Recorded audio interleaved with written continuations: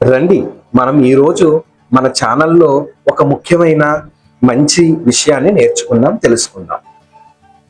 ఆ విషయం ఏంటంటే, మన హిందూ సాంప్రదాయాలు సంస్కృతిలో ఎక్కడ చూసినా భర్త పేరు ముందు కాకుండా భార్య పేరు ముందుగా ఉంచుతారు. ఎందుకని?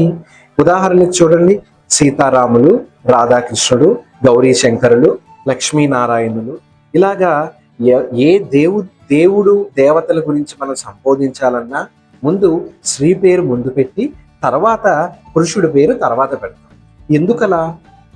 ఏ పురుషుడి పేరు ముందు పిలిచి స్త్రీ పేరు తర్వాత పిలవచ్చు కదా. ఆ సందేహం మీకు వస్తే గనక రండి, కలిసి తెలుసుకుందాం.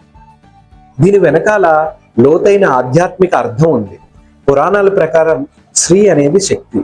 పురుషుడు శివుడైతే స్త్రీ శక్తి అవుతుంది.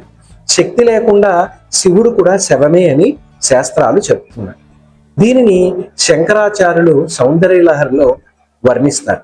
శివశక్త్యా యుక్తో యతి భవతి శక్తః ప్రభవితుం నచేదేవం దేవో నకలు కుశలక స్పందతిమపి.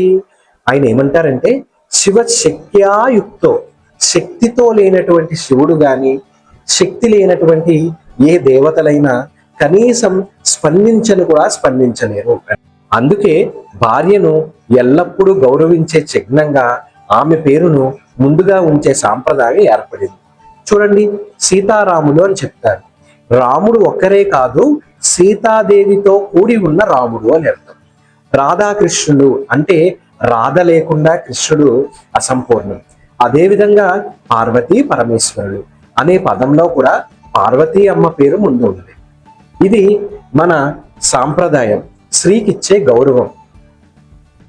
మన సంస్కృతిలో స్త్రీని కేవలం గృహిణిగానే కాకుండా శక్తి, మాతృత్వం, సౌభాగ్యం అని భావిస్తారు. ఆమె వల్లే కుటుంబం నడుస్తుంది, సమాజం బలంగా నిలబడింది. అందుకే దంపతుల్ని ఉద్దేశించినప్పుడు ఎప్పుడూ స్త్రీ పేరును ముందుగా ఉంచి పిలవటం ఆరంభమైంది. ఈ ఆచారం మనకి ఒక గొప్ప సందేశం ఇస్తుంది. స్త్రీ లేకుండా పురుషుడు అసంపూర్ణం, శక్తి లేకుండా శివుడు అసంపూర్ణం. అందుకే పురాణాల నుంచి నేటి వరకు స్త్రీ పేరు ముందుగా ఉంచడం అనేది కేవలం సాంప్రదాయమే కాదు, అది స్త్రీకిచ్చే గౌరవానికి చిహ్నం. స్త్రీ అంటే శక్తి, అందుకే ముందు స్థానం. ఆ ఆచారాన్ని కొనసాగించటం అంటే మన సంస్కృతి, మన విలువలను నిలబెట్టుకోవటమే. ఒక్క క్షణం, ఈ వీడియో కనుక మీకు నచ్చినట్లయితే లైక్ చేయండి, సబ్స్క్రైబ్ చేయండి, 10 మందికి షేర్ చేయండి. ఇక్కడ వరకు చూసినందుకు మీకు కృతజ్ఞతలు.